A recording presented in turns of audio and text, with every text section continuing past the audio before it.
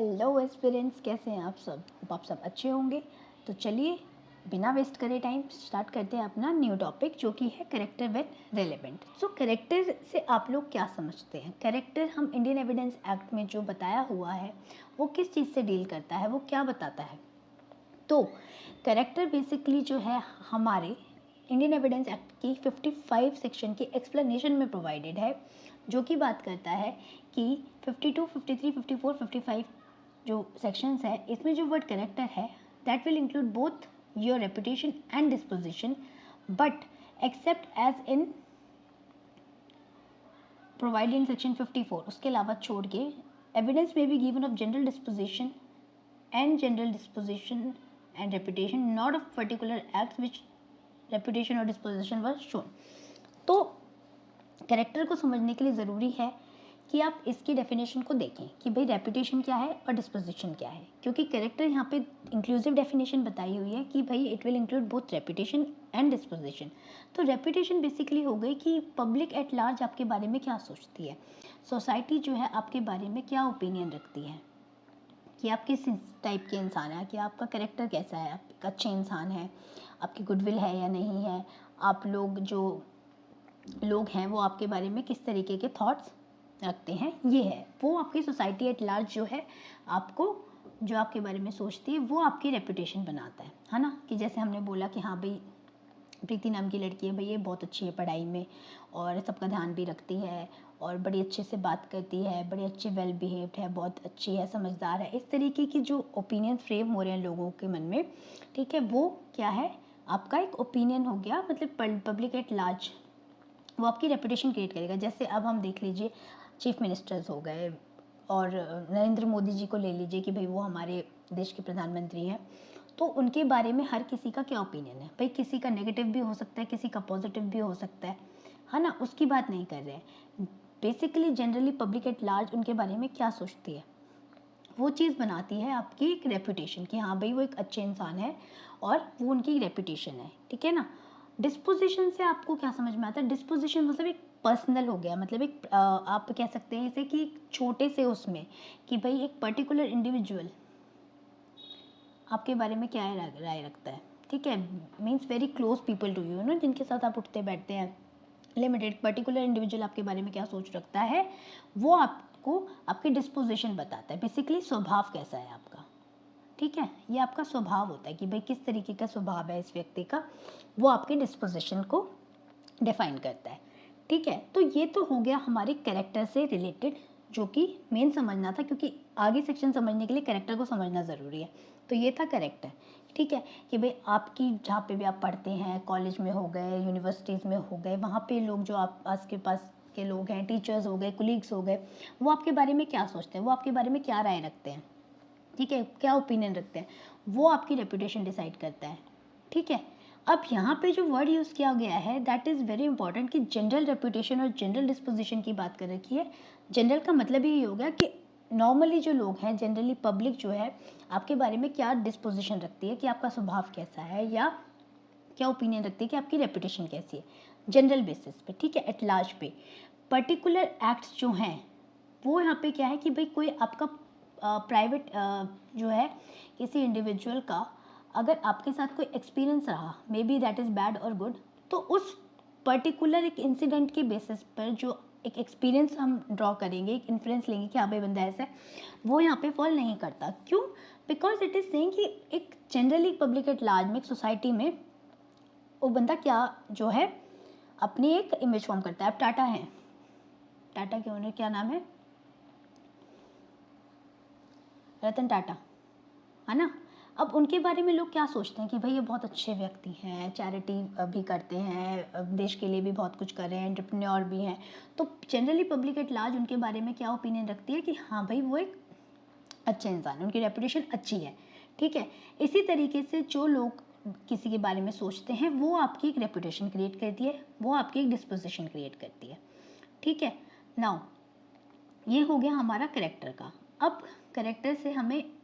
Definition से हमें ये तो समझ में आ गया कि भाई जनरल डिस्पोजिशन की बात नहीं हो रही है, सॉरी, जनरल डिस्पोजिशन की बात हो रही है और जनरल रेपुटेशन की बात हो रही है। एंड पर्टिकुलर एक्ट से जो आपकी किसी भी पर्टिकुलर एक्ट से अगर कोई किसी का एक्सपीरियंस बन रहा है तो वो रेपुटेशन और डिस्पोजिशन की उसमें फॉल नहीं करेगा। ठीक है, तो ये तो हो गया हमारा कैरेक्टर का जो हम बेसिकली समझना चाहते थे। अब कैरेक्टर सिविल केसेस में भी हो सकता है, कैरेक्टर आपका किस में हो सकता है, सिविल केसेस में भी हो सकता है और क्रिमिनल केसेस में भी हो सकता है ना। तो सिविल केसेस की बात करेंगे, यहाँ पे बैड कैरेक्टर भी हो सकता है और गुड कैरेक्टर भी हो सकता है।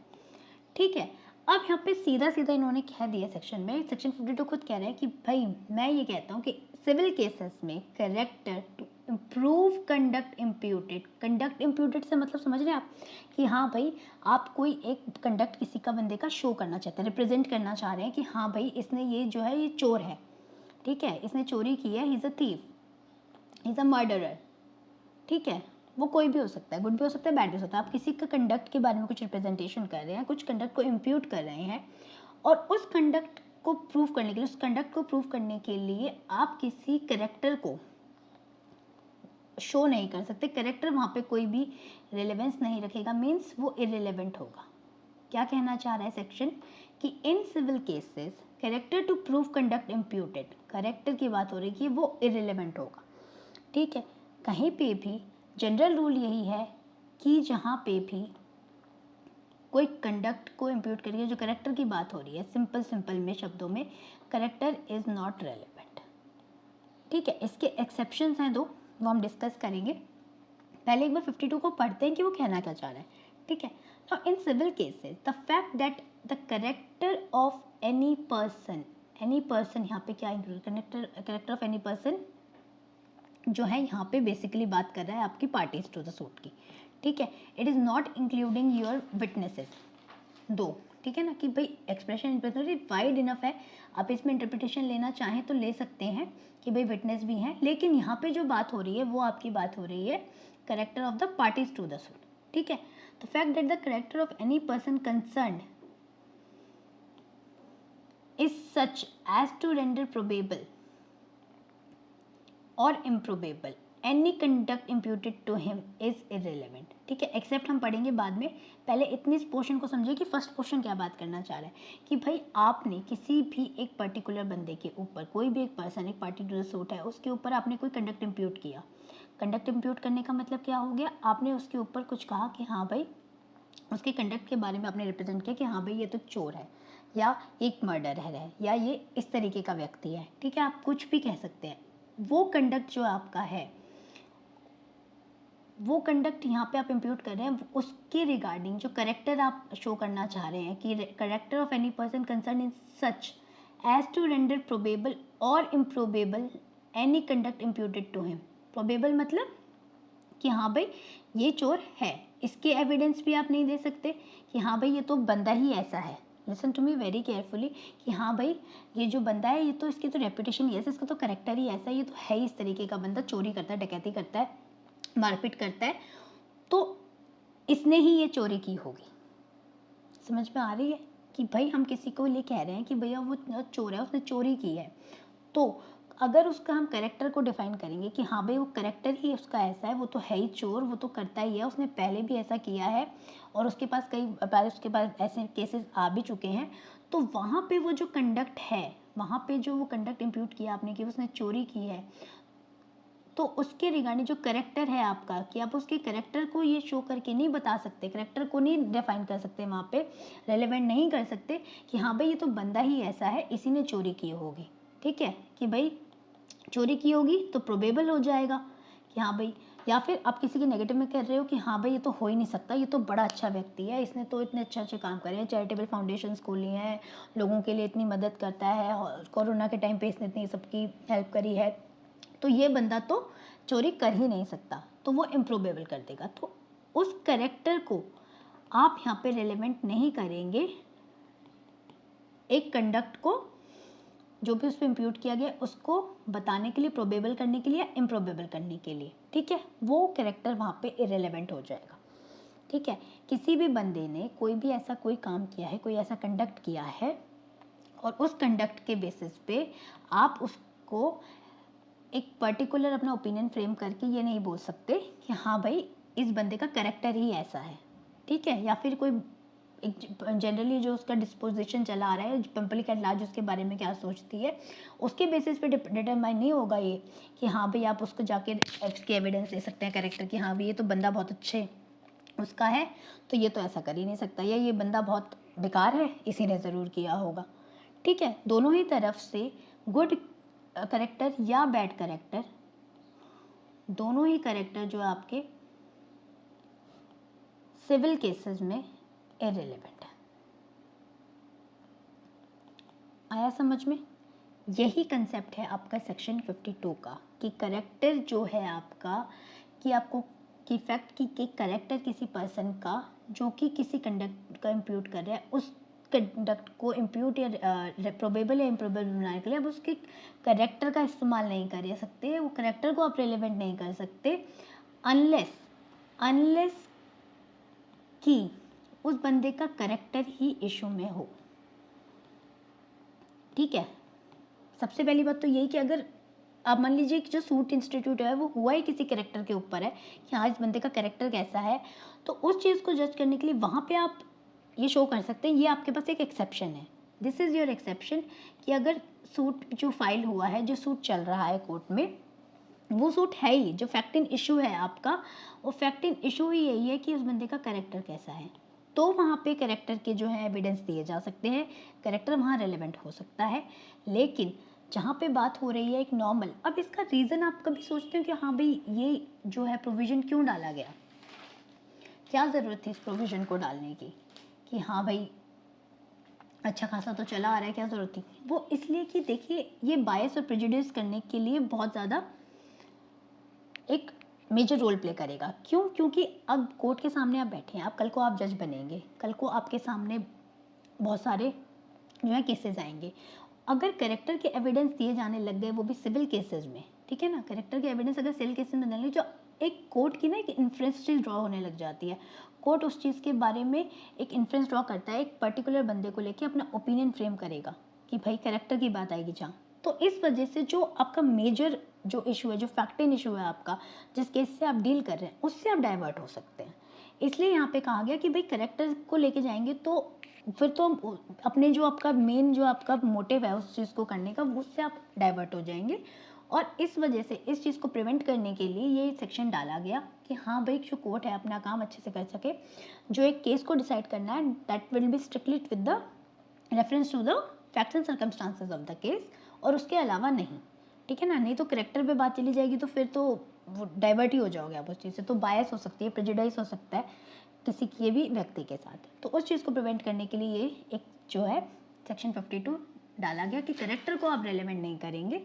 सिविल केसेस में। बट इसकी एक्सेप्शन भी है, इसकी एक्सेप्शन क्या है, अब देखिए मैंने आपको बताया, अब मान लीजिए जैसे मैंने आपको एग्जांपल देती हूँ इसमें एक और, कि एक व्यक्ति है और उस व्यक्ति को, एक बंदा है, उस पर्सन को नेग्लिजेंट ड्राइविंग करने के लिए इसका केस चल रहा है, नेग्लिजेंट ड्राइविंग के लिए, ठीक है। अब यहाँ पे आप उसके करेक्टर के एविडेंस नहीं दे सकते कि हाँ ये तो बहुत अच्छा करेक्टर है, he is a good character person, और ये तो नेग्लिजेंट ड्राइविंग कर ही नहीं सकता, ठीक है, नहीं कर सकते। दूसरी बात वाइस वर्सा भी, कि भाई ये तो बंदा ही ऐसा है, मतलब पी के गाड़ी चलाता रहता है, इसका तो करेक्टर ही ऐसा है, कभी कुछ करता रहता है, कभी कुछ करता रहता है, कि मतलब इस पर तो भरोसा किया ही नहीं जा सकता, ज़रूर इसी ने गाड़ी ऐसी ही चलाई होगी तो ये तो करता ही ऐसे है, उसके करेक्टर के उसमें नहीं दे सकते आप, करेक्टर के ऊपर बात जो आएगी तो वो वहाँ पे इररिलेवेंट हो जाएगा, ठीक है। Only that will be restricted to your facts and circumstances जो हुआ है, ठीक है, तो करेक्टर के आप एविडेंस नहीं दे सकते, वो रेलेवेंट नहीं होंगे, ठीक है। Except in so far as such character appears from facts otherwise relevant. अब कोर्ट जो है सब चीज़ों को मद्देनज़र रखते हुए क्या कर सकती है कि कोर्ट को अगर अपीयर हो रहा है, यहाँ पे कोर्ट की बात हो रही है, except in so far as such character appears from facts otherwise relevant, ठीक है ना, कि मतलब अगर और भी केसेस सर्कमस्टांसेस में कोर्ट जो है देख रही है, अपने एक केस चला रहा है एक पर्टिकुलर बंदे के जो स्वभाव को, डिस्पोजिशन को, सब चीज़ों को देख रही है, तो वहाँ कोर्ट को अगर लगता है कि हाँ भाई ऐसे फैक्ट्स और सर्कमस्टांसेस हैं जो कि अदरवाइज रेलिवेंट हैं। मतलब कोर्ट को अगर अपीयर होता है कि from the facts and circumstances, तो कोर्ट अपना एक जो है ओपिनियन बना सकती है उस चीज़ के लिए, ठीक है। तो that is what is regarding it, कि इन्फ्लुएंस ड्रॉ कर सकती है as to character of parties, now they become relevant for the purpose की which they are given in evidence as well as for the purpose of showing the character of the parties, ठीक है। So when character is not in issue in general evidence of character is excluded, ठीक है ना। General disposition में general evidence जो आप देना चाहते हैं करेक्टर के, वो आपको अलाउ नहीं किए जा सकते, वो इरेलेवेंट होंगे, ठीक है। पहला मैंने आपको एक्सेप्शन बताया, ये एक तरीके से आप कह सकते हैं कि exception kind of, but not majorly, but हाँ ये है कि अगर कोर्ट को अपीयर लगता है तो कोर्ट चाहे तो करेक्टर एविडेंस को जो है करेक्टर को रिलेवेंट करा सकती है, ठीक है ना, कोर्ट को लगता है तो, अदरवाइज आप नहीं दे सकते, ठीक है। कोर्ट अपना ओपिनियन फ्रेम करके कर सकती है कि हाँ भाई कोर्ट की क्या उस बंदे के बारे में, करेक्टर के बारे में क्या ओपिनियन है, ठीक है। This one is your first part. Second part of yours is कि करेक्टर एज अफेक्टिंग डैमेजेस। अब देखिए सेक्शन 52 हमने कर लिया है, section 52 is always read with section 55, ठीक है। हाँ, तो करेक्टर एज अफेक्टिंग डैमेज मतलब in civil cases the fact that evidence that character of any person is such as to affect the amount of damages which he ought to receive is relevant। मतलब क्या है यहाँ पे कि fact that the character of any person, यहाँ any person जो है आपका इस केस में आपको प्लेंटिफ को डिटरमाइन कर रहा है। क्यों? क्योंकि जो व्यक्ति अमाउंट ऑफ डैमेजेस क्लेम कर रहा है उस केस में any person as such affect the amount of damages, उसके डैमेजेस की जो अमाउंट है अगर उसको अफेक्ट कर रहा है तो वहाँ पे उसका करेक्टर जो है वो रिलेवेंट हो जाएगा, ठीक है। जो कि एक डैमेज के लिए जो सूट रिगार्डिंग के लिए जो है इंस्टीट्यूट किया गया उस केस में, ठीक है। क्यों? क्योंकि प्लेंटिफ का जो करेक्टर है अगर वो वहाँ पे बहुत है, मान लीजिए कोई डिफॉर्मेशन का केस है, अब डिफॉर्मेशन के केस में अगर प्लेंटिफ ने सूट इंस्टीट्यूट किया है तो उसको जो अमाउंट, जो उसको डैमेजेस का अमाउंट मिलना है वो उसके करेक्टर पे भी डिपेंड करेगा। मतलब ये यहाँ पे बेसिकली नेगेटिव प्रोपोजिशन में जाएगा कि हाँ एक बंदे का जो एक डैमेजेस का अमाउंट है वो बढ़ नहीं जाएगा कि भाई बंदा बहुत अच्छे करेक्टर का है तो उसका वो बढ़ गया अमाउंट, नहीं। यहाँ पे बेसिकली नेगेटिव में जाएगा कि हाँ भाई अगर उसका करेक्टर बैड करेक्टर उसका शो हो रहा है तो कोर्ट उसके अमाउंट के डैमेजेस को रिड्यूस कर सकती है, कम कर सकती है, ठीक है। तो ये नेगेटिव प्रोपोजिशन रहेगी इसकी कि मान लीजिए कोई डिफॉर्मेशन का सूट फाइल हुआ और वहाँ पे अगर कोर्ट को डिसाइड करना है कि कितना डैमेजेस इस बंदे को प्रोवाइड करने चाहिए, कितना अमाउंट मिलना चाहिए, तो वहाँ पे जो है प्लेंटिफ का जो आपका करेक्टर है वो वहाँ पे रेलेवेंट हो जाएगा for the purpose of deciding the amount of damage, ठीक है। उसके वो डैमेजेस को अफेक्ट करेगा, ठीक है। तो ये एक एक्सेप्शन है कि हाँ भाई इस केस में आप जो है करेक्टर के एविडेंस दे सकते हैं, करेक्टर आपका इस केस में रेलेवेंट होगा, ठीक है, अदरवाइज नॉट। तो पहला हमने पढ़ा कि हाँ भाई जो हाँ अफेक्टिंग डैमेजेस का पढ़ा हमने कि हाँ भाई अगर मिटिगेशन ऑफ डैमेजेस के बारे में अगर सूट है तो वो कोर्ट को लगता है कि भाई इसका करेक्टर ऐसा है तो उसके अकॉर्डिंग उसके जो हैं अफेक्ट हो जाएंगे डैमेज, बेसिकली प्लेंटिफ की बात हो रही है, ठीक है। तो वो आपका हो जाएगा 52 में, 55 में और 52 में जो है आपको बेसिकली अगर कोर्ट को लगता है तो if it appears to the court, ठीक है ना, वो वाली आपकी एक एक्सेप्शन हो जाएगी कि भाई कोर्ट को लगता है कि हाँ भाई इस बंदे का करेक्टर ऐसा है, थ्रू आउट द केस उसको जो लग रहा है तो उस पर अपना बेसिस पे वो अपना ओपिनियन बना सकती है, ठीक है। तो वो वहाँ पे जो इफेक्ट्स वो रेलेवेंट हो जाएंगे, ठीक है। तो ये थे आपकी दो एक्सेप्शन। इसके अलावा एक चीज़ और पढ़नी है इसमें हमें जो कि बात करती है हाँ, तो मैंने आपको बता दिया एक चीज़ और कि हाँ भाई अगर फैक्टिन इशू में ही है आपके जो करेक्टर ही अगर आपका फैक्टिन इशू में तो आप दे सकते हैं, ठीक है। और एक चीज़ और इसमें विटनेस का एक कंसेप्ट है जो कि नॉट डायरेक्टली कनेक्टेड नहीं है but still I would like to share it with you कि विटनेस जो हैं, जो आप impeaching the credit of witness पढ़ते हैं ना, impeaching the credibility of credit of witness, तो मतलब क्या कि आप एक विटनेस है जो एनी पर्सन है जो वहाँ पे सूट में भी है तो ठीक है वो आप क्या करते हैं, क्रॉस एग्जामिनेशन के टाइम पे आप उसको इम्पीच करना चाहते हैं, उसकी वेरासिटी को डिसाइड करने के लिए, उसकी जो वेरासिटी को शेक करने के लिए जो आप एविडेंस प्रोवाइड करते हैं, क्रॉस एग्जामिनेशन में आप करते हैं ये आप पढ़ते हैं सेक्शन 138 में भी, 140 में, 145 में एविडेंस एक्ट है, 148 और 154 में। तो यहाँ पे वो क्या बताना चाह रहा है, बेसिकली उनके करेक्टर पे आप यहाँ पे जो है रेफरेंस ले सकते हैं उनका, कि भाई वैसे तो section 52 does not will the evidence of character